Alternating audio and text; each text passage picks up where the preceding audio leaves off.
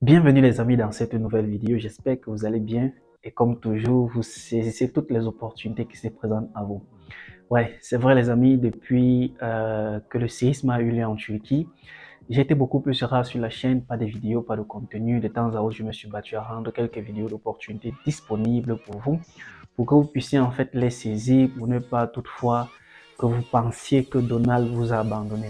Les amis, j'espère que vous allez bien, j'espère que de votre côté, toutes choses avancent, j'espère que vos projets avancent. Pour la majorité de ceux-là qui sont abonnés sur cette chaîne-ci, j'espère que les bourses pour lesquelles vous avez postulé, vous attendez des résultats toutefois positifs. J'espère que ceux-là qui ont engagé leur procédure pour venir étudier en Turquie, que vous êtes déjà sur le point de réussir ou que vous avez réussi. Nouvelle vidéo, nouveau contenu. Aujourd'hui, on va parler d'une chose très importante, du moins une question à laquelle plusieurs personnes m'ont toujours demandé. Donald, qu'en est-il des téléphones quand on arrive en Turquie? Est-ce qu'on va me bloquer le téléphone? Est-ce que je serai obligé de jeter mon téléphone? Est-ce que je dois acheter un téléphone avant toutefois d'arriver en Turquie? Dans cette vidéo, si on en parle, si tu es nouveau ou nouvelle sur cette chaîne-ci, je te recommande deux choses. La première est de t'abonner, la deuxième est d'activer la cloche de notification pour ne rater aucune publication disponible du jour au lendemain, du moins dès que possible sur cette chaîne-ci.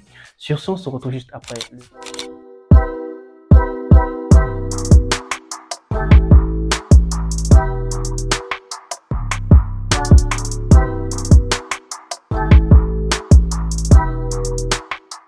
Bienvenue une fois de plus, j'espère que tu vas bien. Si tu es encore là, n'hésite pas surtout à t'abonner comme je l'ai déjà dit. Alors, lorsque vous arrivez en Turquie ou lorsque vous pensez venir en Turquie pour y séjourner pour plus de 90 jours, il y a une chose très importante que vous devez prendre en considération en ce qui concerne le mobile, en ce qui concerne le téléphone. Il y a une chose très importante que vous devez prendre en considération en ce qui concerne l'utilisation de votre téléphone. Alors, l'erreur que certains étudiants font lorsqu'ils veulent venir en Turquie, c'est qu'ils achètent des gros téléphones. Il y a des étudiants qui achètent des iPhones, il y a des étudiants qui achètent des téléphones qui coûtent des centaines de francs CFA. Pour ne pas dire au moins 500, 600, 700, voire même 1000 dollars.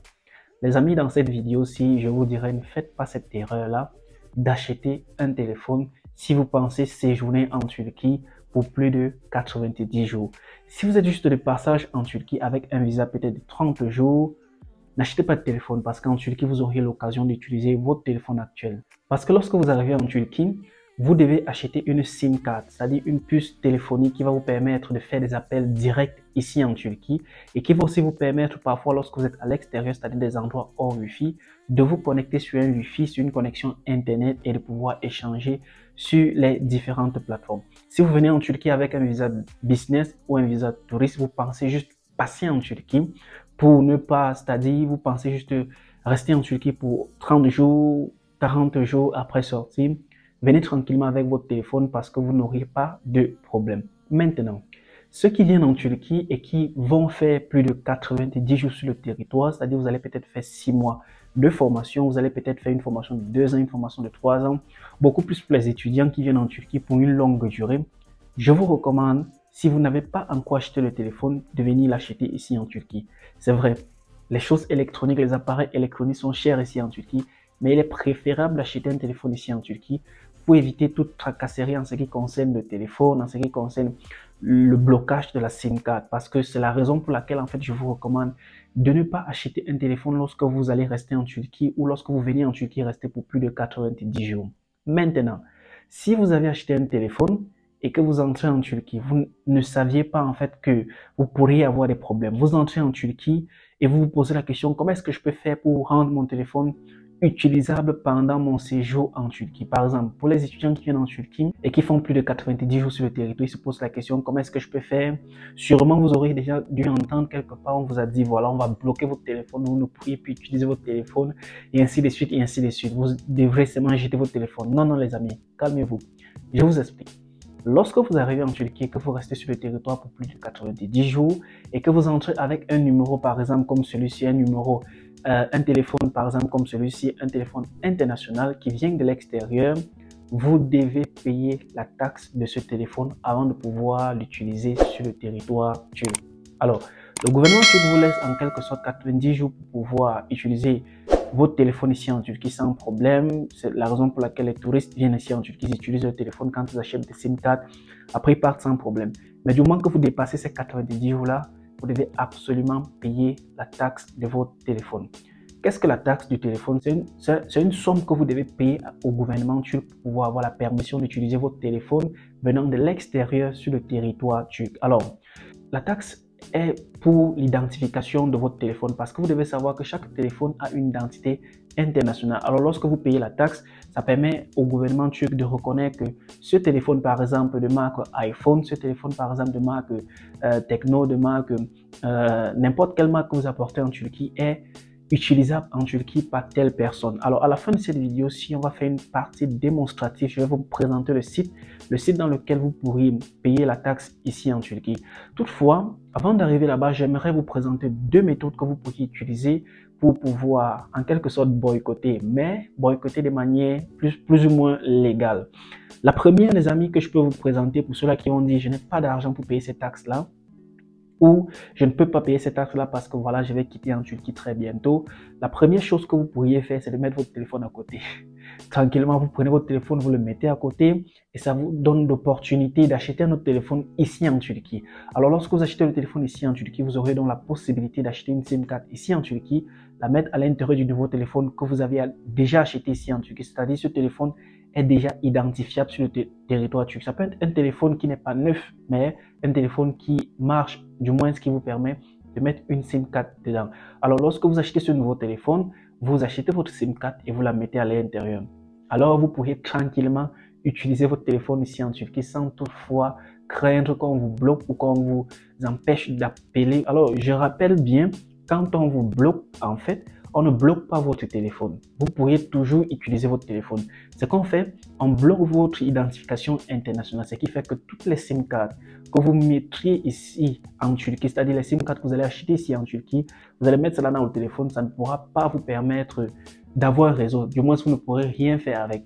Mais le téléphone sera utilisable. Vous pourriez par exemple vous rendre dans des endroits où il y a des Wi-Fi, vous connecter à un Wi-Fi, utiliser le téléphone. Mais vous ne pourriez pas vous connecter à Internet avec ce téléphone, faire des appels avec ce téléphone, recevoir des SMS avec ce téléphone. Vous ne pourriez faire aucune transaction avec ce téléphone du moment que la SIM card est à l'intérieur du... La deuxième méthode par laquelle vous pourriez passer pour pouvoir utiliser votre téléphone ici en Turquie est l'une des méthodes que j'avais eu à utiliser, bien sûr. J'avais eu à prendre cette méthode-là il y a de cela longtemps. Alors, lorsque j'étais arrivé, bien après, parce que bien sûr, quand ils disent qu'ils vont bloquer le téléphone, ils ne bloquent pas immédiatement après 3 mois. Moi, directement, quand je suis arrivé après 3 mois en Turquie, ils m'ont bloqué mon téléphone. Qu'est-ce que j'ai fait? J'ai juste retiré la SIM card, j'ai mis ça de côté et il y avait des personnes en fait qu'on pouvait contacter, des Turcs même qu'on pouvait contacter, je me rappelle plus bien, des personnes qu'on pouvait contacter qui nous débloquaient en quelque sorte l'identification du téléphone et nous permettaient d'utiliser encore le téléphone pendant 2 à 3 mois. C'est-à-dire, ils rendaient à zéro en fait en quelque sorte l'identité du téléphone pour permettre d'utiliser la SIM card. Mais c'était pas permanent les amis, c'était juste temporaire parce que au fur et à mesure vous allez dépenser de l'argent pour faire cela. Moi je pense qu'en ce moment-là je payais peut-être 50 ou 100 livres turcs pour faire cette transaction-là et bien après on me coupait encore, je me retrouvais bloqué et impossible de pouvoir faire des appels à l'intérieur de la Turquie. C'est vrai parce qu'il n'y a pas seulement les appels, il y a aussi les SMS par exemple d'urgence du gouvernement que vous devriez recevoir si vous êtes étudiant. L'université parfois communique par voie SMS et par voie email avec votre téléphone. Si votre téléphone n'est pas accessible, c'est plus ou moins bizarre de ne pas rester toujours en communication parce qu'il faut noter que ici, tout est digitalisé.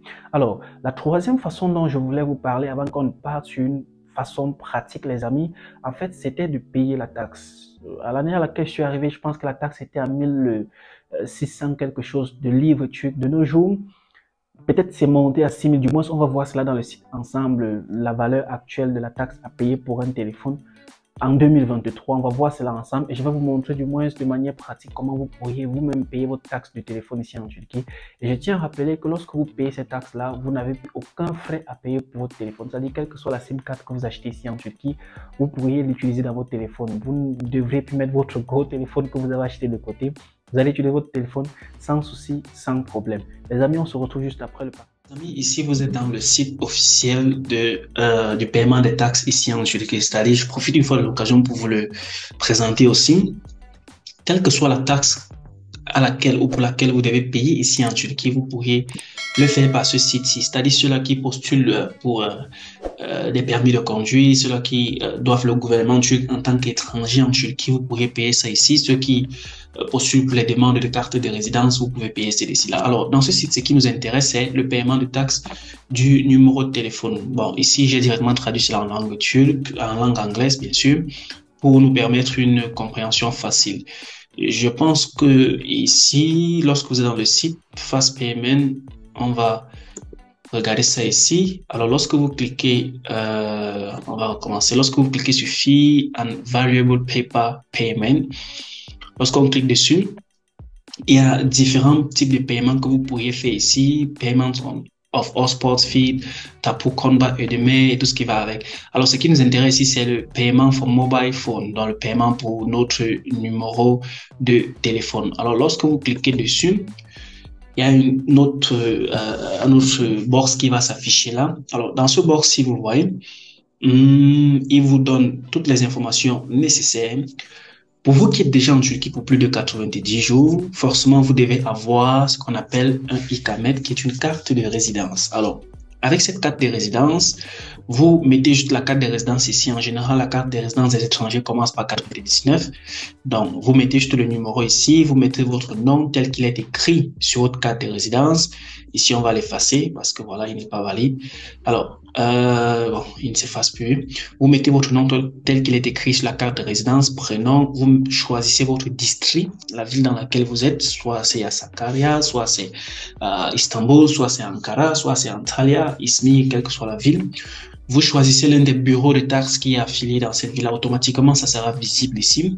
Et maintenant, vous vérifiez la partie email de votre téléphone. Généralement, le email du téléphone est écrit soit derrière le téléphone, soit c'est dans la partie paramètres de votre téléphone. Vous pouvez faire des recherches pour cela, pour trouver l'identification de votre téléphone. Et voici le montant à payer. Pour cette année 2023, il est de 6091,30 livres turcs. Plus ou moins 200 à 300 dollars si je calcule bien. Alors, avant toutefois de faire cela aussi, vous devez vous rassurer que vous avez en votre possession une carte Mastercard ou Visa, c'est-à-dire qui vous permet de faire un paiement en ligne. Et lorsque vous aurez fini de payer cela, automatiquement, si votre téléphone est bloqué, il sera bien sûr débloqué. Et s'il n'est pas encore bloqué, il ne sera pas bloqué parce que vous avez déjà identifié votre téléphone auprès du gouvernement turc. J'espère que cette vidéo, si vous a plu, n'hésitez pas surtout de vous abonner et de lâcher un pouce. J'espère que vous avez aimé cette vidéo. Si avant de terminer la vidéo, je tiens à rappeler que pour tous ceux-là qui regardent cette vidéo et qui veulent venir étudier en Turquie, quel que soit le niveau d'éducation, je t'ai rappelé que les services sont disponibles parce qu'il y a plusieurs personnes sur cette chaîne-ci, je me suis rendu compte, qui ne savent pas cela. Bien sûr, c'est aussi vrai parce que je ne fais pas trop la publicité de cela. Mais je tiens à vous rappeler ou à vous faire part du fait qu'il y a un groupe qui est disponible pour vous, un groupe qui est disponible pour vous assister. C'est un groupe d'étudiants en fait qui assiste d'autres étudiants à venir étudier en Turquie. Même si vous êtes déjà ici en Turquie et que vous voulez changer de ville, par exemple, vous ne savez pas le processus à prendre, contactez-moi. Les coordonnées sont juste en description de cette vidéo-là et je pourrais vous mettre en contact avec quelqu'un qui pourra facilement vous aider. Si vous voulez venir étudier en Turquie, vous avez besoin d'une admission dans une université, n'hésitez pas surtout de me contacter. Je tiens à rappeler que ce service n'est pas gratuit, s'il vous plaît. Si vous pensez au gratuit, ne nous contactez pas. J'espère que vous avez aimé la vidéo, les amis. Sur ce, portez-vous excellemment très bien. Je suis Donald Christian. À la prochaine vidéo. Ciao.